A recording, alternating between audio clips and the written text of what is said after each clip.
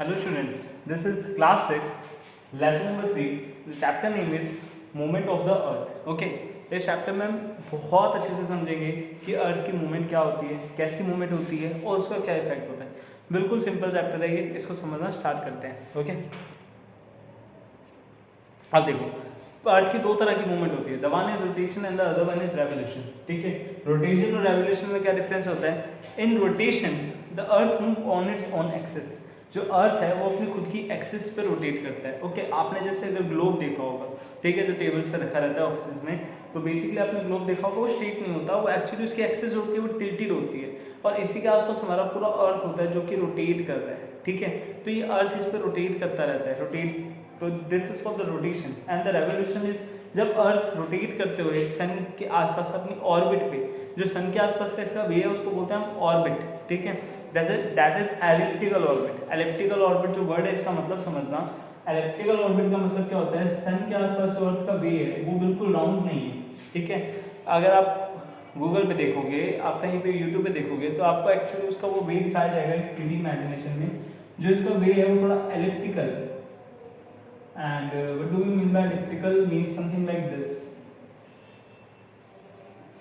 Okay, जो सन से अर्थ का वे है कुछ इस तरह से एलिप्टिकल है. तो आपको वो एलिप्टिकल वे जो है, ठीक है, सर्कुलर नहीं, एलिप्टिकल वे जो है, जब अर्थ क्या करता है इस वे पे घूमता है, ठीक है, इसको ऑर्बिट बोलते हैं. जब अर्थ इस वे पे घूमता है तो इसको हम क्या बोलते हैं? रेवोल्यूशन बोलते हैं. तो that is the difference between rotation and revolution. ठीक है, अब देखो रोटेशन में क्या क्या चीज़ें होती है भाई. जब अर्थ एक ही जगह पे घूम रहा है तो वो डिफरेंट टाइम पे सन की डिफरेंट साइड्स को फेस कर रहा है. मतलब अर्थ जो है उस पे सन की डिफरेंट अर्थ की साइड्स पे अलग अलग टाइम पे रेज आ रही है. That causes day and night. इसी के कारण दिन और रात होते हैं ना, क्योंकि अर्थ क्या कर रहा है? लगातार रोटेट करता जा रहा है. ठीक है, द सेकंड थिंग है अर्थ को कितना टाइम लगता है रोटेट करने में? 24 आवर्स का टाइम लगता है अर्थ को रोटेट करने में. The next thing is earth किस डायरेक्शन में रोटेट करता है? अर्थ वेस्ट टू ईस्ट डायरेक्शन में रोटेट करता है हमेशा. ठीक है, और एंटी क्लॉकवाइज रोटेट करता है, यानी वेस्ट से स्टार्ट होते हुए ईस्ट डायरेक्शन में रोटेट करेगा एंटी क्लॉकवाइज. क्योंकि क्लॉक हमारी कैसे रोटेट करती है? सिंपली क्लॉक जब रोटेट करती है तो हम उसको देखते हैं, ठीक है, तो उससे एग्जैक्टली अपोजिट जो है अर्थ रोटेट करता है. ठीक है, अब देखो नेक्स्ट है सर्कल ऑफ इल्यूमिनेशन. तो बेसिकली क्या होता है कि जो हमारा अर्थ है, ठीक है, suppose that this is earth, we are supposing that this is the earth. अब अर्थ पे जो हमारा सर्कल ऑफ इल्यूमिनेशन होता है, सर्कल ऑफ इल्यूमिनेशन यानी वो पार्ट, जैसे हमें पता है अर्थ के हाफ जो पार्ट है वो तो क्या है बेसिकली डे रहता है और हाफ पार्ट में नाइट रहती है. बट ऐसा तो है नहीं ना कि कोई एक ऐसी जगह है जैसे हम इस जगह पे खड़े हो गए तो इस जगह हाथ करा तो दिन, इस जगह हाथ करा तो रात. ऐसा कहीं नहीं होता. एक्चुअली क्या होता है, लाइक वो धीरे धीरे मूव करता रहता है. टाइम जब हम एक जगह से दूसरी जगह जाते हैं, जहाँ से हमारे वहाँ पे दिन था, लेकिन जहाँ हम जा रहे हैं वहाँ रात है, तो हमें ग्रेजुअल चेंजेस देखने को मिलते हैं. यानी धीरे धीरे वहाँ पे चेंजेस देखने को मिलते हैं कि पहले दोपहर से शाम हो रही है, देन इवनिंग से फिर नाइट का टाइम आ रहा है. तो हमें ऐसा लगता है कि हाँ ये पूरा टाइम चेंज हो रहा है, लेकिन एक्चुअल में होता क्या है कि वो बिल्कुल अपोजिट साइड्स होती हैं. इस कारण क्या होता है, एक जगह डे रहता है, एक जगह नाइट रहती है. ठीक है, अगर हम जहाँ से आए हैं और उसके अपोजिट साइड में कहीं गए हैं, हम अगर किसी पर्सन को कॉल करें तो अभी भी वहाँ दिन हो रहा होगा, लेकिन हमें ऐसा लग रहा है कि हमें यहाँ रात हो चुकी है. ठीक है, तो बेसिकली क्या होता है, अब एक ऐसी लाइन इमेजिन की जाती है जो क्या कर रही है, अर्थ को दो पार्ट्स में बांट रही है, एक डे पार्ट एक नाइट पार्ट. तो इसी को हम क्या बोलते हैं? The circle of illumination. ठीक है, तो ये हो गया हमारा सर्कल ऑफ इल्यूमिनेशन. अब अगली चीज आती है, इसके कुछ इफेक्ट्स होते हैं. पहला इफेक्ट तो हमें पता है कि भाई causes day and night, day और नाइट होता है. इसका सेकंड इफेक्ट क्या होता है? Bulging of earth at the equator and flattening at the poles. Bulging और फ्लैटनिंग, फ्लैटनिंग का तो मतलब आपको पता होगा फ्लैट कर देना. बल्ज करने का मतलब क्या होता है? ठीक है, तो इसको कैसे समझेंगे? बल्जिंग का मतलब लाइक हम एक स्माइली बॉल आती है, ठीक है, वो हम सबके पास, हमने कभी ना कभी उससे खेला हुआ होता है, रहती है.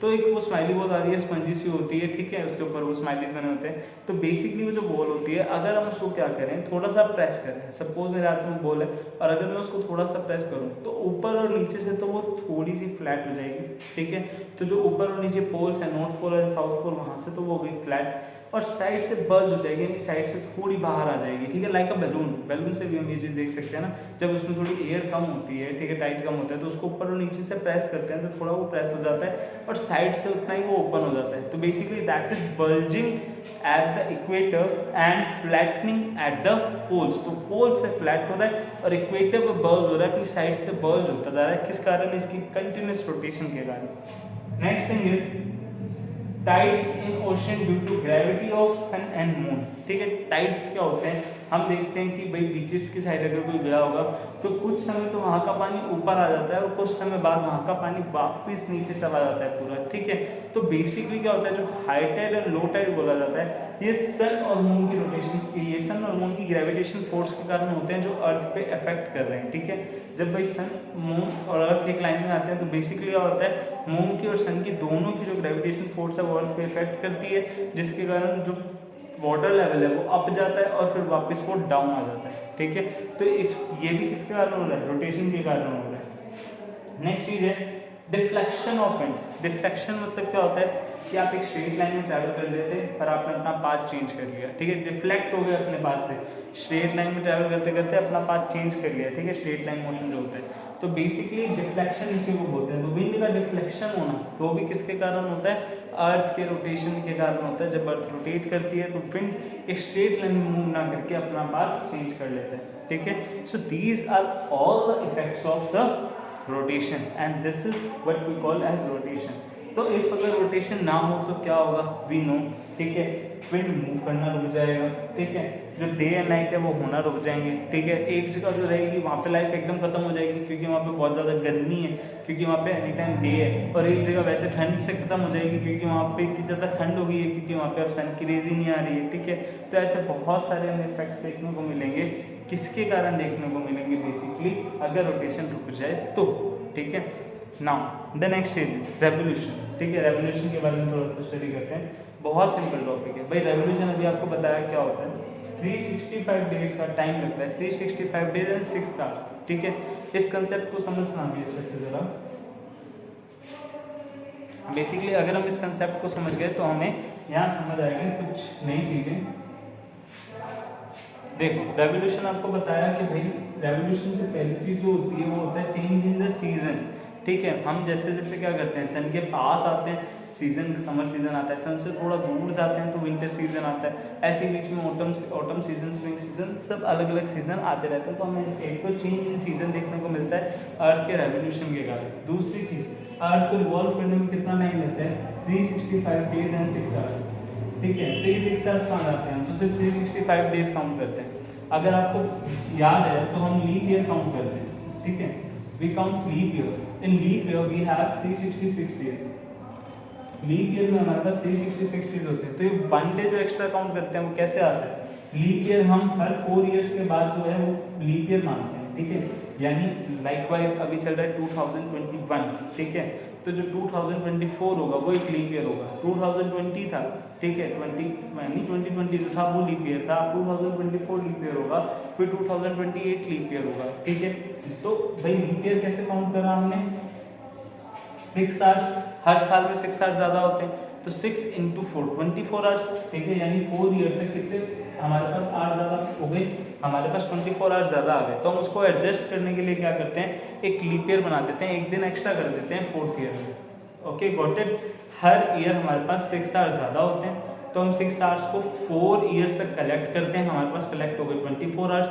फिर हम 4th ईयर में एक दिन को ज़्यादा काउंट करते हैं जिसको हम लीप ईयर बोलते हैं। और इसी तरह से बेसिकली क्या होता है, हमारे लीप ईयर में 366 डेज हो जाते हैं, जब फैब में 28 की जगह 29 डेज माने जाते हैं। Okay, so this is called leap year. Next the effect is the that move in elliptical orbit. ठीक है, जो मैंने आपको अभी एलिप्टिकल ऑर्बिट समझाई दिया पहले कि किस तरह से रेवोल्यूशन है वो एलिप्टिकल ऑर्बिट के अंदर होता है, यानी कि सर्कुलर ना होकर वो एलिप्टिकल हो जाता है। ठीक है, आगे देखते हैं। अब देखो भाई, सीजन्स बेसिक हमें पता है कि इसके कारण सीजन चेंज होते हैं। तो सीजन्स में क्या क्या चीज़ें आती हैं? हमें सीजन्स को जो याद रखना है वो नॉर्दर्न हेमिस्फीयर से याद रखना है। ठीक है, जब नॉर्दर्न हेमिस्फीयर बेसिकली क्या है, सन की साइड होता है। ठीक है, ध्यान रखना इसको।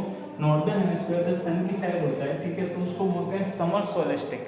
ठीक है, समर सोलेस्टिक का टाइम इसको बोलते हैं 21 जून को आता है और लॉन्गेस्ट डे होते हैं। ठीक है। समर सोलिस्टिक इसको बोला जाता है। नॉर्दर्न हेमिस्फीयर में ये लॉन्गेस्ट डे होता है क्योंकि उस समय जो नॉर्थ पोल है वो सन की तरफ है, क्योंकि हमारी एक्सिस स्ट्रेट नहीं है, हमारी एक्सिस टिल्ट है। तो एक पोल तो सन की तरफ रहता है 6 मंथ के लिए, एक पोल जो है वो डार्क हो जाता है 6 मंथ के लिए। फिर जब ये रोटेट करता करता अपनी डायरेक्शन को चेंज करता है तो बेसिकली क्या होता है, साउथ पोल जो है सन की तरफ हो जाता है और जो हमारा नॉर्थ पोल है वो डार्क एरिया में चला जाता है। तो इसीलिए नॉर्थ पोल साउथ पोल में क्या होता है, 6 मंथ डेज 6 मंथ नाइट। अगर नॉर्थ पोल में 6 मंथ डेज है तो साउथ पोल में 6 मंथ तक नाइट चलेगी, और इसी तरह से वाइस वर्सा कि अगर नॉर्थ पोल में 6 मंथ्स नाइट है तो साउथ पोल में 6 मंथ तक डेज रहेगा। ओके, तो बेसिकली क्या होता है, ये हमने देखा कि 21 जून समर सोलिस्टिक मनाया जाता है। नॉर्थ हेमिस्फीयर से नॉर्थर्न हेमिस्फीयर से रखना है, जब नॉर्दर्न हेमिस्फीयर हमारा टिल्ट कहाँ होता है, सन की तरफ टिल्ट होता है। और जैसे ही नॉर्दर्न हेमिस्फीयर हमारा भाई टिल्ट हो गया कहाँ, बैक साइड में, तो वहाँ पे ठंड होती है। बैक साइड में तो ठंड होती है भाई, क्योंकि सन की रेज वहाँ पे आ नहीं रही है। तो उस समय क्या होगा, विंटर सोलिस्टिक होगा 22 दिसंबर को, पर ये भी one of the longest day होता है। ठीक है, 21 जून और 22 दिसंबर। इसके सिवा ऑटोमन इक्विनॉक्स होता है, ठीक है, सोलिस्टिक होता है, वो सब चीज़ें डिफरेंट कंसेप्ट होते हैं। बेसिक जो हमारा चैप्टर है इसी में कन्फाइंड है, और यहाँ पे हमारा जो चैप्टर है उसका बेसिक जो थीम है वो पूरा होता है। ओके।